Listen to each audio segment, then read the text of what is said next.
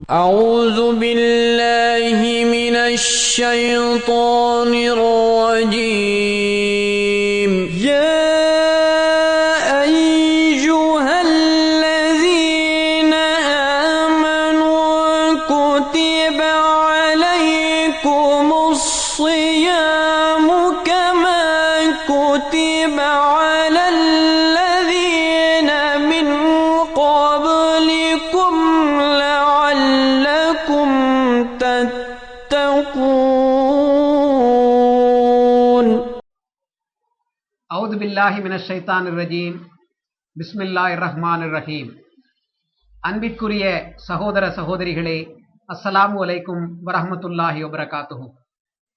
அஹ்மதியா முஸ்லிம் ஜமாத் வழங்கும் ஆன்மீக வசந்த காலம் என்ற இந்த நிகழ்ச்சியின் வாயிலாக இந்த சகர் வேளையில் உங்களை சந்திப்பதில் மட்டற்ற மகிழ்ச்சி அடைகின்றோம்.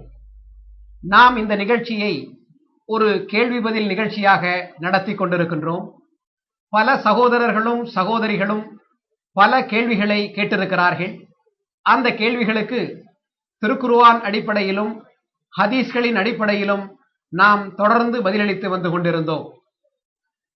பல சகோதரர்கள் ஹஜ்ரத் ஈசா அலைஹிஸ்ஸலாம் அவர்களுடைய மரணம் தொடர்பாகவும் இறுதி காலத்தில் தோன்றவிருக்கின்ற தஜ்ஜால் தொடர்பாகவும் தஜ்ஜாலனுடைய வாகனம் தொடர்பாகவும் பல கேள்விகளை கேட்டிருந்தார்கள்.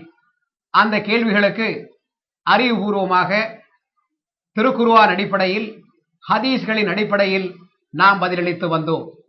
ஹஜ்ரத் ஈசா அலைஹிஸ்ஸலாம் அவர்கள் 2000 ஆண்டுகளாக உயிருடன் உடலுடன் விண்ணில் வாழ்கிறார் என்ற கொள்கையுடையவர்களாக இன்றைய முஸ்லிம்களில் பெரும்பான்மையினர் இருந்து கொண்டிருக்கிறார்கள். ஆனால் உலகளாவிய அஹ்மதியா முஸ்லிம் ஜமாத் மட்டும் ஹஜ்ரத் ஈசா அலைஹிஸ்ஸலாம் அவர்கள் எல்லா நபிமார்களை போன்றும் மரணமடைந்து விட்டார்கள் என்று கூறி வருகிறது. இதற்கு ஆதாரமாக திருக்குர்ஆனுடைய எண்ணற்ற வசனங்களையும் எடுத்து வைத்திருக்கிறது. நாம் எடுத்து வைக்கின்ற அடுக்கடுக்கான ஆதாரபூர்வமான திருக்குர்ஆன் வசனங்களை மறுக்க முடியாத மௌலவிகள் தற்போது அஹ்மதியா ஜமாத்திற்கு எதிராகவும் அஹ்மதியா ஜமாத்தினுடைய ஸ்தாபகர் ஹஜ்ரத் மிர்சா குலாம் முஹம்மத் காதியானி அலைஹிஸ்ஸலாம் அவர்கள் தொடர்பாகவும் அப்பட்டமான அநாகரிகமான முறையிலே பேச முற்பட்டிருக்கிறார்கள் என்பதை தொலைக்காட்சியை பார்க்கின்ற உங்களால் தெரிந்து கொள்ள முடியும். தன்னை ஒரு பெரிய ஆலிம் என்று கூறிக்கொள்ளுகின்ற இந்த மௌலவி சமீபத்தில் தொலைக்காட்சியில் வந்திருக்கிறார். ஹஜ்ரத் மிர்சா குலாம் முஹம்மத் காதியானி அலைஹிஸ்ஸலாம் அவர்களை பற்றி ஒருவர் கேள்வி கேட்பது போல் ஒரு பாவனையை ஏற்படுத்திக் கொண்டு அதற்கு பதில் சொல்லும் முகமாக மிர்சா குலாம் முஹம்மத் காதியானி அலைஹிஸ்ஸலாம் அவர்களை பற்றி தரக்குறைவாக மட்டரகமாக பேசியிருக்கிறார். தான் அந்த இனத்தை சேர்ந்தவர், இவ்வாறு மோசமான வார்த்தைகளை பேசக்கூடியவர் என்பதை அவர் நிரூபித்திருக்கிறார். அஹ்மதியா முஸ்லிம் ஜமாத்தை பொறுத்தவரை எங்களுடைய பதில்களிலும் சரி எங்களுடைய வாதங்களிலும் சரி நல்ல வார்த்தைகள் இருக்கும். இதைதான் நாங்கள் ஹஜ்ரத் ரசூலுல்லாஹ் ஸல்லல்லாஹு அலைஹி வஸல்லம் அவர்கள் மூலமாக பெற்றிருக்கின்றோம். ஆனால் வெறும் ஏச்சு பேச்சுகளை, தவறான வார்த்தைகளை வாய் வித்தியாசமாக பேசுகின்ற பண்புடையவர்களாக, யூத பண்புடையவர்களாக இந்த ஆலிம்கள், இந்த மௌலவி இருக்கிறார் என்று எண்ணுகின்ற பொழுது நாம் இவர்களிடமிருந்து விலகி இருக்க வேண்டும் என்று இஸ்லாமிய மக்களை வேண்டிக் கொள்ள கடமைப்பட்டவர்களாக இருக்கிறோம். அஹ்மதியா முஸ்லிம் ஜமாத்தினுடைய ஸ்தாபகரை பற்றி நீங்கள் தரைக்குறைவாக பேசுகிறீர்கள். நான் முன்பும் கூறியிருந்தேன், பல கூட்டங்களிலும் கூறியிருக்கிறோம். என்ன சொன்னோம்? ஹஜ்ரத் ஈசா அலைஹிஸ்ஸலாம் அவர்கள் இன்றளவும் விண்ணில் உயிருடன் வாழ்கிறார் என்று நிரூபித்து காட்டுங்கள், உங்களுக்கு துணிவிருக்கிறதா என்று கேட்டோம். அதற்குரிய ஆதாரங்களை தொலைக்காட்சியில் வருகின்ற பொழுது உங்களுக்கு காட்ட அருகதை இல்லாத நிலையில் மிர்சா குலாம் முஹம்மத் காதியானி அவர்களை பற்றி இழிவாக பேசுகிறீர்களே ஏன்? மிர்சா குலாம் முஹம்மத் காதியானி அவர்கள் மிக தெளிவாக சொன்னார்கள், ஹஜ்ரத் ஈசா அலைஹிஸ்ஸலாம் அவர்களுடைய மரணத்தில் தான் என்னுடைய வாழ்வு இருக்கிறது என்று சொன்னார்கள். அந்த ஈசா அலைஹிஸ்ஸலாம் அவர்கள் உயிருடன் இருக்கிறார்கள் என்று நிரூபித்து காட்டுங்கள். அஹ்மதியா முஸ்லிம் ஜமாத் முடிந்து விட்டது. அவர்கள் அழகாக தன்னுடைய தோஃபா கோல்ட்வியா என்கின்ற புத்தகத்திலே எழுதியிருக்கிறார்கள், ஹஜ்ரத் ஈசா அலைஹிஸ்ஸலாம் அவர்கள் உண்மையில் உயிரோடு இருக்கிறார் என்றால் நம்முடைய எல்லா வாதங்களும் பொய்யானவையாகும், எல்லா சான்றுகளும் வீணானவையாகும். இது ஹஜ்ரத் மிர்சா குலாம் முஹம்மத் காதியானி அவர்கள் சொன்னது. ஆனால் ஹதரத் ஈசா அலைஹிஸ்ஸலாம் அவர்கள் திருக்குர்ஆனின் பார்வையில் இறந்து விட்டார் என்றால் நம் எதிரிகளின் கூற்று பொய்யானதாகும். தற்போது இடையில் இருப்பது திருக்குர்ஆன் மட்டுமே ஆகும் என்று ஹஜ்ரத் மிர்சா குலாம் அஹ்மத் காதியானி அவர்கள் சொன்னார்கள். அன்பிற்குரியவர்களே, அகமதிகளிடம் திருக்குர்ஆன் இருக்கிறது. திருக்குர்ஆனை ஆதாரமாக வைத்து மூட கொள்கையான ஹஜ்ரத் ஈசா அலைஹிஸ்ஸலாம் அவர்கள் விண்ணில் இருக்கிறார்கள் என்ற மூட கொள்கையை தகர்த்துக் கொண்டிருக்கிறது. 194 நாடுகளில் வாழுகின்ற 20 கோடி அகமதி முஸ்லிம்கள் இதைதான் சொல்லிக் கொண்டிருக்கிறார்கள். ஆனால் ஒரு மூட கொள்கையை இவர்கள் தன்னகத்தை கொண்டிருக்கிறார்கள். ஹஜ்ரத் ரசூலே கரீம் ஸல்லல்லாஹு அலைஹி வஸல்லம் அவர்கள் ஒவ்வொரு முஸ்லிமும் இறைவனுக்கு அடுத்தபடியாக நேசிக்கின்ற எம்பெருமானார் ஹஜ்ரத் முஹம்மது முஸ்தபா ஸல்லல்லாஹு அலைஹி வஸல்லம் அவர்கள் மூட நம்பிக்கையற்ற தெளிவான சிந்தனை தன்னை ஏற்றுக்கொண்ட மக்கள் மத்தியிலே இருக்க வேண்டும் என்று விரும்பினார்கள். ஆனால் மூட நம்பிக்கைகளின் மொத்த தொகுப்பாக இந்த இமாம்கள் இருந்து கொண்டிருக்கிறார்கள். இன்று இந்த மௌலவிகள் இருந்து கொண்டிருக்கிறார்கள். எனவே இந்த நிகழ்ச்சியின் வாயிலாக நாம் அவரிடம் கேட்கிறோம், நீங்கள் உண்மையாளர் என்றால் திருக்குர்ஆன் அடிப்படையில் ஹஜ்ரத் ஈசா அலைஹிஸ்ஸலாம் அவர்கள் விண்ணில் வாழ்கிறார் என்று நிரூபித்து காட்டுங்கள். உங்களால் முடியாது, யாராலும் முடியாது. அஹ்மதியா ஜமாத் ஆணித்தரமாக கடந்த 120 ஆண்டுகளாக இந்த சவாலை வைத்துக் கொண்டிருக்கிறது.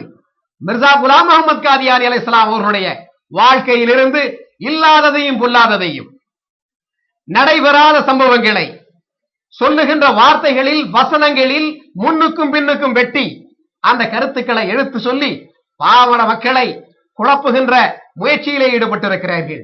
இவைகளை தோலுரித்து காட்ட வேண்டும் என்பதற்காகத்தான் இந்த நிகழ்ச்சியிலே நாம் பதில் சொல்லும் முகமாக இந்த நிகழ்ச்சியை நாம் ஆரம்பித்திருக்கிறோம். அன்பிற்குரியவர்களே, எல்லா நபிமார்களும் உலகில் தோன்றிய அத்தனை நபிமார்களையும் எல்லோரும் சலாம் போற்றி ஏற்றுக்கொண்டதாக நாம் பார்க்கவில்லை. மாறாக அவர்களை எதிர்த்திருக்கிறார்கள், ஏளனமாக பேசியிருக்கிறார்கள், வசை மாறி பொழிந்திருக்கிறார்கள், அவதூறுகளை அந்த நபிமார்கள் மீது செலுத்தி இருக்கிறார்கள் என்பதை வரலாற்றில் நாம் பார்க்கிறோம். ஹஜ்ரத் ரசூலுல்லாஹ் ஸல்லல்லாஹு அலைஹி வஸல்லம் அவர்கள் கூட இதற்கு விதிவிலக்கு அல்ல. ஹஜ்ரத் ரசூல் ஸல்லல்லாஹு அலைஹி வஸல்லம் அவர்களை நோக்கி சூனியக்காரன் என்றார்கள், பைத்தியக்காரன் என்று சொன்னார்கள். திருக்குர்ஆனில் அதற்குரிய ஆதாரங்களையும் நாம் பார்க்கின்றோம். எனவே ஹஜ்ரத் மிர்சா குலாம் அஹ்மத் காதியானி அலைஹிஸ்ஸலாம் அவர்களையும் இவர்கள் ஏசுகிறார்கள், இவர்கள் திட்டுகிறார்கள் என்று சொன்னால் அவர்கள் உண்மையாளர் என்பதற்கு இவர்களே சான்று பகர்கிறார்கள் என்றே நாம் சொல்ல வேண்டும். இப்போது நான் மௌலை சாஹிப் அவர்களை கேட்கிறேன், திருக்குர்ஆனில் இப்படிப்பட்ட மோசமான வார்த்தைகளை பேசிக் கொண்டிருக்கின்ற இந்த மக்களை பற்றி, இந்த நபிமார்களுடைய எதிரிகளை பற்றி என்ன சொல்லி இருக்கிறது என்பதை நாம் இந்த மக்களுக்கு தெரிவிக்க வேண்டும். நீங்கள் அது குறித்து கூறுங்கள். திருக்குர்ஆனில் நபிமார்களுடைய எதிரிகள் நபிமார்களை ஏளனம் செய்தார்கள் என்றும் அவரை ஏசி பேசினார்கள் என்றும் பல்வேறு இடங்களில் கூறப்பட்டுள்ளது. அதில் முக்கியமான விஷயம் இபிலிஸ் தான் அதனுடைய ஓப்பனிங் செஞ்சு விட்டது. ஆதமுக்கு எப்படி நான் கட்டுப்படுவேன், அவன் அயோக்கியன், அவனை விட நான் சிறந்தவன், என்னை நெருப்பிலிருந்து படைக்கப்பட்டது, ஆனால் அவன் படைக்கப்பட்டது மண்ணிலிருந்து, எனக்கு தான் யோக்கியன், நான் தான் யோக்கியன் என்று இபிலிஸ் கூறினான். அதற்கு பிறகு வரக்கூடிய ஒவ்வொரு நபிமார் சம்பந்தமாகவும் அவருடைய எதிரிகள் இன்னொரு ஆளுக்கு வசியத்து செஞ்ச மாதிரி வலியுறுத்தி கூறப்பட்டது போன்று ஒவ்வொரு ஆளும் அவ்வாறு ஏசினார்கள் என்பதும் குர்ஆனில் வருகின்றது. ஆனால் முஹம்மது முஸ்தபா ஸல்லல்லாஹு அலைஹி வஸல்லம் இந்த விஷயத்தில் அனைத்து நபிமார்களையும் என்ன பேசினாரோ, ஏசி பேசினாரோ, அதெல்லாமே முஹம்மது முஸ்தபா ஸல்லல்லாஹு அலைஹி வஸல்லமுடைய எதிரிகள் ரசூலுல்லாஹ் ஸல்லல்லாஹு அலைஹி வஸல்லமுக்கு எதிராகவும் பேசியிருந்தார்கள். நூருல் யகீன் என்ற பெயரில் முகமது குதிரி அல் பக் எழுதிய ரசூலுல்லாஹ் ஸல்லல்லாஹு அலைஹி வஸல்லமுடைய ஒரு வரலாறு புக் இருக்குது. அந்த நூலில் அல் முஸ்தஹ்சிஊன் ஏளனம் செய்கின்றவர்கள் என்ற தலைப்பிலே ஒரு அதிகாரம் இருக்கின்றது.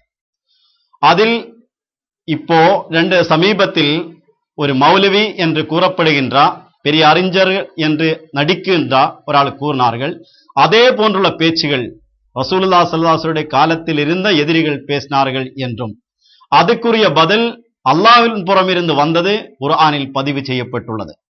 உதாரணமா வலீத் பின் முகைரா ரசூலுல்லாஹ் ஸல்லல்லாஹு அலைஹி வஸல்லம் மிகப்பெரிய எதிரியாயிருந்தார். அவரு ரசூலுல்லாஹ் ஸல்லல்லாஹு அலைஹி வஸல்லம் ஏசி பேசும்போது அதற்கு பதிலாக குர்ஆனில் வந்த ஒரு ஆயத்து இருக்குது.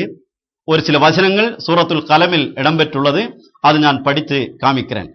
ஃபலா துதில் முக்கஸிபீன், நீங்கள் பொய்யாக்குவர்களின் விருப்பங்களே பின்பற்றாதீர்கள். அதற்கு பிறகு ஒரு ஆயத்து வருது, அந்த ஆயத்துக்கு பிறகு வருது வலா துதி குல்ல ஹல்லாஃபின் மஹீன், சத்தியம் செய்கின்ற இழிந்தவர் எவனையும் நீர் பின்பற்ற வேண்டாம்.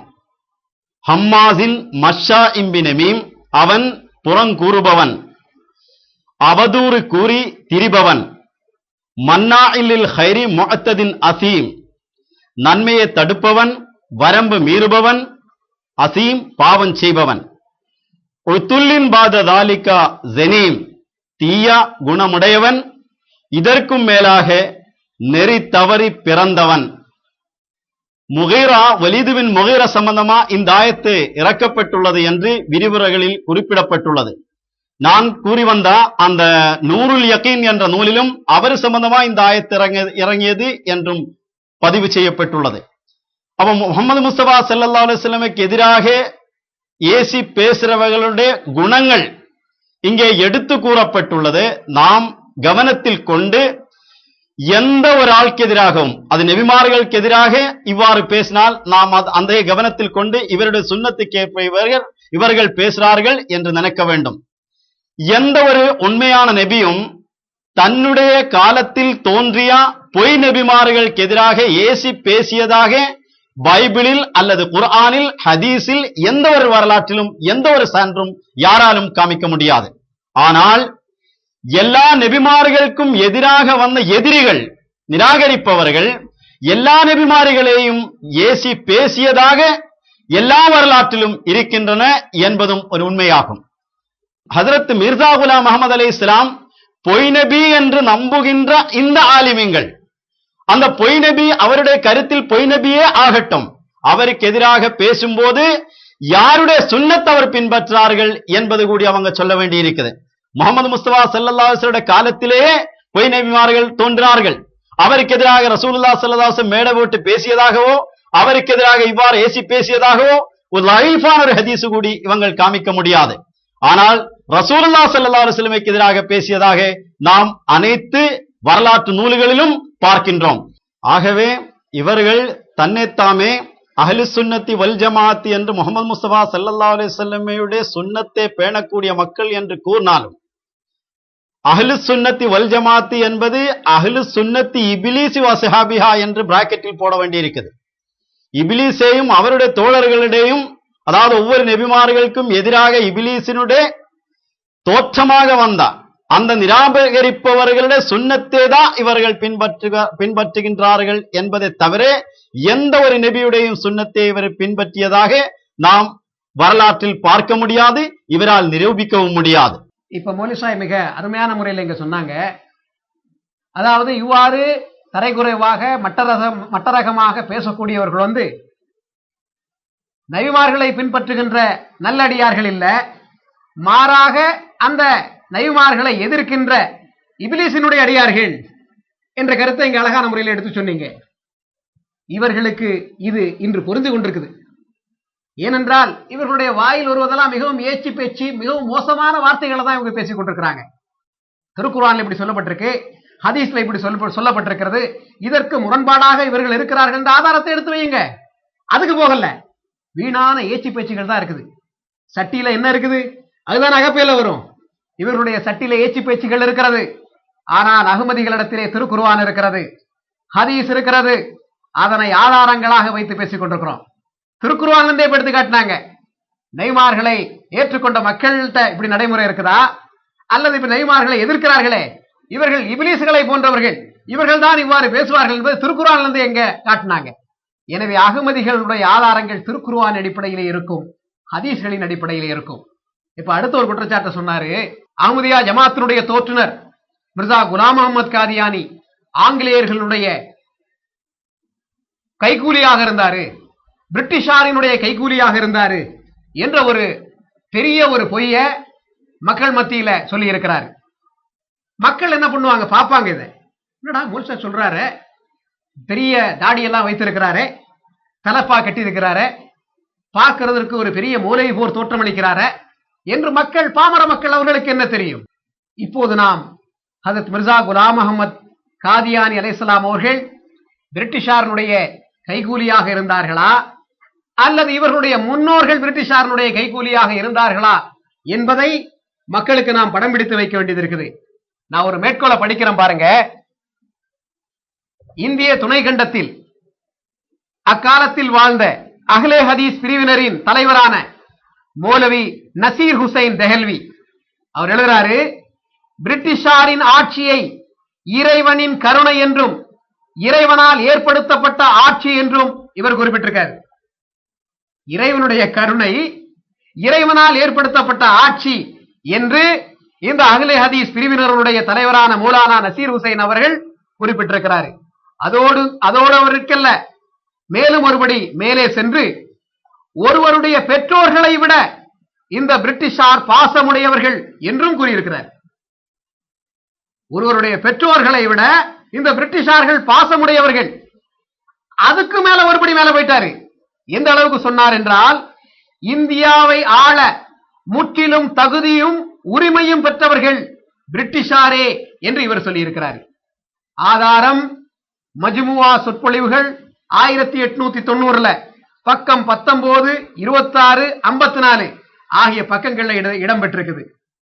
இவர்கள் மிர்சா குலாம் அஹமத் காதியானை பார்த்து பிரிட்டிஷாரனுடைய கைகூலிகள் என்று கூறுகிறார்கள். அது மட்டுமல்ல, அஹ்லே ஹதீஸ் பிரிவினரின் மற்றொரு தலைவராக ஹஜரத் மிர்சா குலாம் அஹமத் காதியானி அலைஹிஸ்ஸலாம் அவர்களை மிக வலுவாக எதிர்த்தவர்களில் ஒருவரான மௌலவி முகமது ஹுசைன் பட்டாலவி அவர்கள் எழுதுகிறார், இஸ்லாமிய ஆட்சியாளர்களின் கீழ் இருப்பதை விட பிரிட்டிஷ் அரசின் குடிமகனாக வாழ்வதே நான் விரும்புகிறேன். எப்படி? இஸ்லாமிய ஆட்சியாளர்களின் கீழ் இருப்பதை விட பிரிட்டிஷ் அரசின் குடிமகனாக வாழ்வதையே நான் விரும்புகின்றேன். ஏனெனில் இந்த ஆட்சியே அமைதியையும் சுதந்திரத்தையும் மக்களுக்கு வழங்குகிறது என்று மௌலவி முகமது ஹுசைன் பட்டாலவி அவர்கள் இஷாஹத்து சுன்னா பக்கம் 292 எழுதி வச்சிருக்கிறார். இவர்கள் பார்த்து மிர்சா குலாம் அஹமத் காதியானி அவர்களை பிரிட்டிஷாரினுடைய கைகூலிகள் என்று விமர்சிக்கிறார்கள். இந்த மௌலவி பேசினார, இவர் தேவபந்து அந்த சபையிலிருந்து வந்தவர்.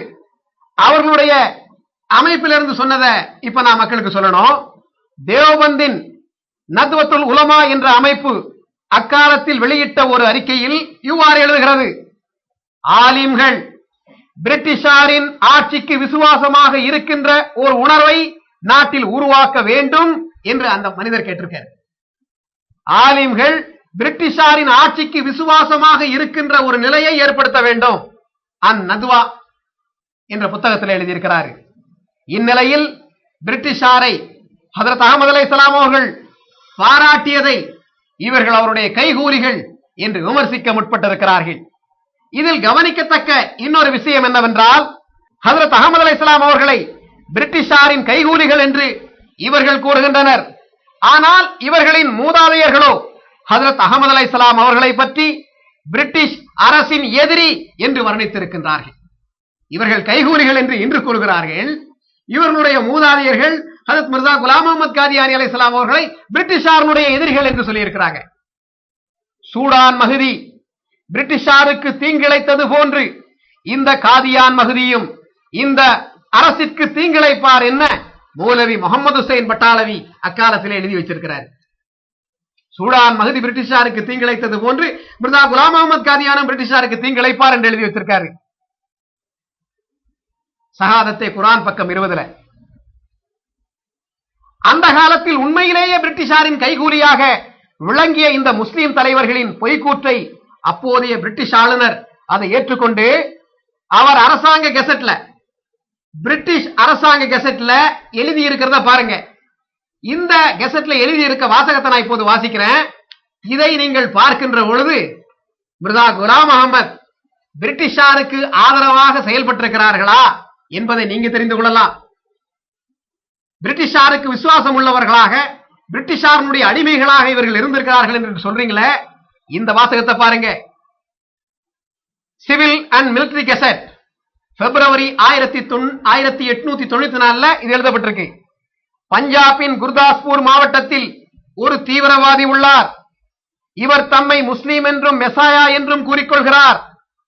இவர் போலீசாரின் கண்காணிப்பில் உள்ளார் என்று பிரிட்டிஷ் கசட்ல எழுதியிருக்கு. இவங்க என்ன சொல்றாங்க? பிரிட்டிஷாருடைய ஆதரவாளர்கள் என்று. ஆனா அங்க கண்காணிக்க சொல்லி எழுதியிருக்குது. இதிலிருந்தே இவர்கள் எப்படிப்பட்ட பொய்யர்களாக இருக்கிறார்கள் என்பதை நீங்க தெரிந்து கொள்ளலாம். ஹஜ்ரத் அஹ்மது அலைஹிஸ்ஸலாம் அவர்களுக்கு எதிராக பிரிட்டிஷ் அரசு அக்காலத்தில் வெளியிட்ட ஒரு அறிக்கை அவர்கள் அந்த அரசின் கைகூலியாக செயல்படவில்லை என்பதற்கு ஆதாரமாக இருக்கிறது. அவ்வாறு கூறப்படுவது ஒரு அப்பட்டமான பொய் என்பதையும் இந்த அறிக்கை நிரூபித்திருக்கிறது. எனவே இவர்கள் பிரிட்டிஷாரின் கைகூலிகள் என்று இன்று அப்பட்டமான ஒரு பொய்யை சொல்றாங்க. வரலாறு இவர்களுக்கு தெரியாது. புத்தகங்களை பார்த்திருக்க வேண்டும். சான்றுகளின் அடிப்படையிலே நீங்கள் சொல்ல வேண்டும். எங்கேயோ கேள்வி கேட்டதை எவனோ ஒருத்தர் சொன்னதை கேட்டுக்கொண்டு இங்கே மக்களை குழப்பும் முயற்சியில் இவர்கள் ஈடுபட்டிருக்கிறார்கள். முஸ்லீம்கள், பாமர முஸ்லீம்கள் இந்த மூலைமார்களை அடையாளம் கண்டுகொள்ள வேண்டும். அடுத்த சகோதரர்களே, மிகவும் ஆச்சரியப்பட்டு போன இந்த விஷயத்தை கேட்டு, அஹ்மதியா முஸ்லிம் ஜமாத்தினுடைய கொள்கை என்ன? ஹஜ்ரத் ஈசா அலைஹிஸ்ஸலாம் அவர்கள் மரணமடைந்து விட்டார்கள் என்பதுதான் அஹ்மதியா முஸ்லிம் ஜமாத்தினுடைய கொள்கை. அஹ்மதியா முஸ்லிம் ஜமாத் கடந்த 120 ஆண்டுகளாக சொல்லுது ஹஜ்ரத் ஈசா அலைஹிஸ்ஸலாம் அவர்கள் மரணமடைந்து விட்டார்கள். பிரிட்டிஷாருடைய கடவுளாகிய இயேசு மரணித்து விட்டார் என்று சொல்லிக் கொண்டிருக்கிறது. நாங்கள் பிரிட்டிஷாருடைய கைகூலிகளா? அகமதிகள் அவர்களுடைய கொள்கையை தகர்த்து கொண்டிருக்கிறாங்க. மாறாக இந்த பேசினார் அந்த இமாம் சாஹிப், இவர்கள் எல்லாம் பிரிட்டிஷாருக்கு ஆதரவாக இருக்கிறார்கள், அவர்களுடைய கொள்கைக்கு ஆதரவாக இருக்கிறார்கள். எப்படி என்றால், கிறிஸ்தவர்கள் ஹஜ்ரத் ஈசா அலைஹிஸ்ஸலாம் அவர்கள் விண்ணில் வாழ்கிறார் என்று சொல்றாங்க. இந்த மௌலைமார்களும் ஹஜ்ரத் ஈசா அலைஹிஸ்ஸலாம் அவர்கள் 2000 ஆண்டுகளாக விண்ணில் வாழ்கிறார்கள் என்று அந்த கிறிஸ்தவ கொள்கைக்கு ஒத்து ஊதுகிறார்கள். எனவே கொள்கை அடிப்படையில் இவர்கள் இருவரும் சகோதரர்களாக இருக்கிறாங்க. அவங்க கொள்கையும் ஒண்ணு, இவங்க சொல்ற கொள்கை ஒண்ணும். இவர்கள் அல்லவா பிரிட்டிஷாருடைய அந்த கைகூலிகளாக ஆதரவுகளாக இருக்கிறார்கள் என்பதற்கு இந்த ஆதாரமே போதுமானது. நீங்க மிர்சா குலாம் அஹ்மத் காதியானை பத்தி சொல்றீங்களே, அவருக்கு பிரிட்டிஷாருடைய கொள்கையையே அடித்து ஒடித்து தவிடுபடியாக்கி கொண்டிருக்கிறார். பிரிட்டிஷாருடைய கடவுள் மரணமடைந்து விட்டார் என்று பிரிட்டன் நகரத்தில் இருந்து கொண்டு 24 மணி நேரம் முஸ்லிம் தொலைக்காட்சி அஹ்மதியா மூலமாக இன்று வரை பறைசாட்டிக் கொண்டிருக்கிறது அஹ்மதியா முஸ்லிம் ஜமாத். எங்களை பார்த்து பிரிட்டிஷாருடைய கைகூலிகள் என்று இவர்கள் சொல்கிறார்கள் என்றால், பாமர மக்களே, நீங்கள் இந்த மூலைமார்களை கேளுங்கள். இவர் சொன்னார், காதியானிகள் வந்தால் அவர்களை சட்டையை பிடித்து இழுத்துக் கொண்டு வாருங்கள் என் முன்னால் என்று. நாங்கள் உங்களை சட்டையை பிடித்து இழுத்து வர சொல்லவில்லை, இந்த மௌலவிகளை அழைத்து வாருங்கள். ஆதாரங்கள் எங்களிடம் அடுக்கடுக்காக இருக்கிறது. அடுக்கடுக்காக எடுத்து வைக்கின்ற எங்களுடைய ஆதாரங்களை பார்த்து இவர்கள் கோணி குறுகி போய் விடுவார்கள். எந்த ஒரு ஆண்மகனையும் எந்த ஒரு தாயும் ஈண்டெடுத்ததில்லை. அஹ்மதியா முஸ்லிம் ஜமாத்திற்கு எதிராக வார்த்தைகளால் வெற்றி பெறும் தகுதியுடைய ஒரு ஆண்மகனை எந்த ஒரு தாயும் ஈண்டெடுத்ததில்லை. இது அஹ்மதியா முஸ்லிம் ஜமாத்தினுடைய 120 ஆண்டுகால வரலாறு சான்று பகிர்ந்து கொண்டிருக்கிறது. இந்த மௌலவி என்ன, எல்லா மௌலவிகளும் சேர்ந்து நேற்றைய தினம் கூட அருமையான முறையில் எங்க மௌல்சா ஒரு சேலஞ்சை எடுத்து வச்சார். அந்த ஈசா அலைஹிஸ்ஸலாம் தான் உங்களுக்கு இறக்கி காட்ட முடியல. அவர் வர்றதுக்கு முன்னால தஜ்ஜால் வரணுமே, அந்த தஜ்ஜாலையாச்சும் கொண்டு வந்து காட்டுங்களப்பா அப்படின்னு சொன்னாரு. தஜ்ஜால கூட காட்ட முடியாட்டி அவர் வர்றதுக்கு முன்னால அவர் வாகனத்துல வருவாரு, ஒரு கழுதை வருமே என்று ரசூல் ஸல்லல்லாஹு அலைஹி வஸல்லம் அவர்கள் முன்னறிவித்திருக்கிறார்களே, அந்த கழுதையாச்சும் கொண்டு வந்து காட்டுங்கள் என்று சொன்னார்கள். 1995 அஹ்மதியா முஸ்லிம் ஜமாத்தினுடைய 4வது கலீஃபா ஹஜ்ரத் மிர்சா தாயிர் அஹ்மத் ரஹ்மத்துல்லாஹ் அவர்கள் ஒரு சவாலை எடுத்து வச்சாங்க. 1995 இன்று 13 ஆண்டுகள் ஆயிடுச்சு. 1 கோடி தர்றேன், அந்த ஈசா அலைஹிஸ்ஸலாம் வருவதற்கு முன்னால் அந்த தஜ்ஜாலினுடைய வாகனமாகி அந்த கழுதையை கொண்டு வந்து காட்டுங்கன்னு சொன்னாங்க. காட்டினீர்களா மௌலவிகளே? ஒரு மௌலவி கொண்டு வந்து காட்டினா 1 கோடி தரேன்னாரு. சரி, ஒருத்தரால முடியலப்பா, நாங்க 100 பேர் சேர்ந்து அதை எப்படியாவது கண்டுபிடிச்சு கொண்டு வந்து காட்டுறோம் அப்படின்ற ஒரு முடிவுக்காக நீங்க வாங்க, உங்க எல்லாத்தையும் சேர்த்து ஒரு 100 கோடி தர்றேன் அப்படின்றது சேலஞ்சு சொன்னாங்க. காட்ட முடியவில்லையே. அன்பிற்குரியவர்களே, இவர்களிடத்திலே சரக்கு இல்லை. நான் முன்பு கூறியது போன்று வீண் பேச்சுக்கள் இருக்கிறது, தரைக்குறைவான வார்த்தைகள் இருக்கிறது, மட்டரகமான வார்த்தைகள் இருக்கிறது, மக்களை திசை திருப்புகின்ற பாங்கு இருக்கிறது. அஹ்மதிகளிடம் குர்ஆன் இருக்கிறது, ஹதீஸ் இருக்கிறது. திருக்குர்ஆன் ஹதீஸ் இருக்கின்ற இடத்தில் முஸ்லிம் சமுதாயம் இருக்க வேண்டும், சிந்திக்க வேண்டும் என்று நான் உங்களை கேட்டுக்கொள்கிறேன். இப்போது மூலை மஹமூத் அஹ்மத் சாஹிப் அவர்கள் இந்த ஆங்கிலேயர்களின் அடிமைகள் என்று சொன்னாங்களே, இதற்கு இன்னும் சில கருத்துக்களை எடுத்து சொல்ல வேண்டும் என்று நான் அவர்களை கேட்டுக்கொள்கிறேன். ஆங்கிலேயர்களின் கைக்கூலிகள் என்று இவங்கள் கூறினார்கள். ஆனால் காசிமி பட்டம் கொடுக்கின்ற மதரசா தேவபந்தினுடைய பெரிய தந்தை முகமது காசிம் நானத்துவி அவரால் இருந்தார். அவர்தான் இந்த தேவபந்து மதரசாவை உருவாக்குகின்றது. அந்த முகமது காசிம் நானத்துவி மூலம் உருவாக்கப்பட்ட அந்த தேவபந்து மதரசாக்கு அடிக்கல் நாட்டினதே ஒரு ஆங்கிலேயராகும். அப்பொழுதும் ஆங்கிலேயரால் அடிக்கல் நாட்டப்பட்டது ஒரு தீனி மதரசாக்கு எப்படி நாட்டப்படும் என்ற கேள்வி எழுகின்றது. அந்த கேள்விக்கு பதில் என்ன கூறுது?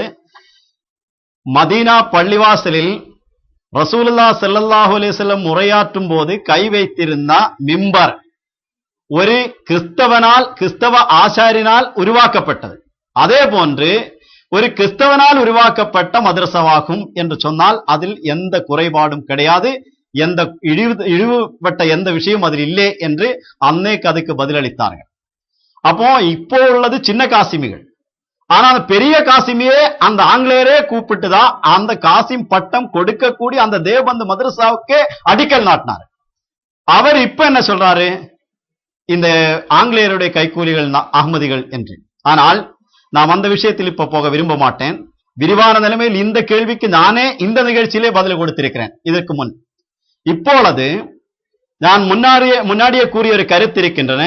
இவர்கள் என்ன குற்றச்சாட்டு போட்டாலும் அது முகமது முஸ்தபா ஸல்லல்லாஹு அலைஹி வஸல்லம் மீது அல்லது இன்னொரு நபிமார்கள் மீது இன்னொரு நபி மீது எதிரிகள் போட்ட அதே குற்றச்சாட்டு தான் போடுவார்கள் என்று அதை நிரூபித்து காட்டுவதற்காக முகமது முஸ்தபா ஸல்லல்லாஹு அலைஹி வஸல்லமே இதே போன்று கைக்கூலிகள் என்ற குற்றச்சாட்டு எதிரிகள் போட்டிருந்தாரா என்பது நாம் பார்ப்போம்.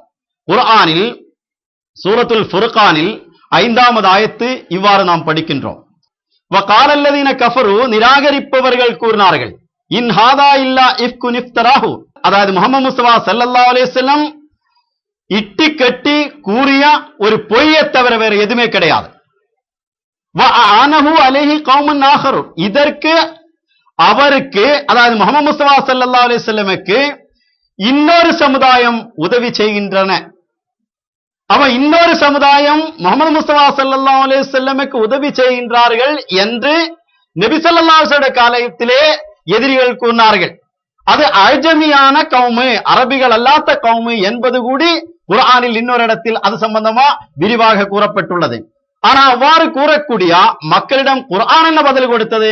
ஃபக்கத் ஜாஉ ظுல்மன் வஸூரா, இவர்கள் அவதூறு பரவச் செய்யும் போது அது பொய்யான அவதூறை தவிர வேற எதுவுமே கிடையாது, அநீதி இழைக்கக்கூடிய மக்கள் தான் இவர்கள், வேற யாருமே கிடையாது என்று முஹம்மது முஸ்தபா ஸல்லல்லாஹு அலைஹி வஸல்லமுடைய எதிரிகளிடம் குர்ஆன் கூறிய அந்த கருத்து முஹம்மது முஸ்தபா ஸல்லல்லாஹு அலைஹி வஸல்லமுடைய ஆத்மீய குமாரனாக வந்தா, அவருடைய நிழலாக வந்தா, அவருடைய இஸ்லாத்தை நிலைநாட்டுவதற்காக வந்தா ஹஜ்ரத் மிர்சா குலாம் அஹ்மத் அலி இஸ்லாமியுடைய எதிரிகளும் அதே குற்றச்சாட்டு வைக்கும் போது இதே பதில்தான் எங்களுக்கும் அவங்களிடம் கூறுவதற்குள்ளது என்பது கூடி நான் சொல்ல விரும்புகிறேன். ஆனால் அஹ்மதியா ஜமாத் ஒருபோதும் பிரிட்டிஷுகாருடைய கைக்கூலிகளாக இருக்கலாம். அஹ்மதியா ஜமாத்தினுடைய எதிரிகள் தான் அந்த இடத்தில் இருந்தது என்பதற்கு ஆதாரங்கள் இருக்கின்றன. உதாரணமா ரவுண்ட் டேபிள் கான்பரன்ஸ் நடைபெறும் போது ஆங்கிலேயருக்கு எதிராக இந்தியக்காருக்கு சாதகமாக ரவுண்ட் டேபிள் கான்பரன்ஸில் மிகவும் ஆணித்தனமாக இந்தியாவோட சுதந்திரத்துக்காக பேசுற ஆளே சர் ஜஃபருல்லா கான் சாஹிப் இருந்தார்கள். அதே போன்று ஜாலியன்வாலா பாக் சம்பவம் நடைபெற்றதுக்கு பிறகு சுதந்திர போராளிகள் வீரர்களே சுட்டு போட்டதுக்கு பிறகு அன்னைக்கு இருக்கக்கூடிய மக்கள் அதுக்கு எதிராக ஆர்ப்பாட்டங்கள் நடத்தும் போது மிஸ்டர் டயருடைய மார்ஷல்லா சட்டத்துக்கு எதிராக சுதந்திர வீரர்கள் கேசுகள் போட்டார்கள். அந்த கேஸை பின்பற்றக்கூடிய வக்கீல்களில் முஸ்லிம்களில் எந்த வக்கீலும் முன்வரலாம், இவங்களோட மூதாதையர்களில் எந்த வக்கீலும் முன்வரலாம். அதுக்கு வக்கீலாக வந்தது சர் ஜஃபருல்லா கான் சாஹிப் இருந்தார்கள் என்பது வரலாற்றில் பார்க்கக்கூடிய உண்மை. அப்ப சுதந்திர வீரர்களுக்காக வக்கீலாக வாதிக்கக்கூடிய அகமதி வக்கீலா இருந்தது என்பது சுதந்திர போராட்டத்தில் யார் ஈடுபட்டார்கள் என்பதற்கு சான்றாக திகழ்கின்றது.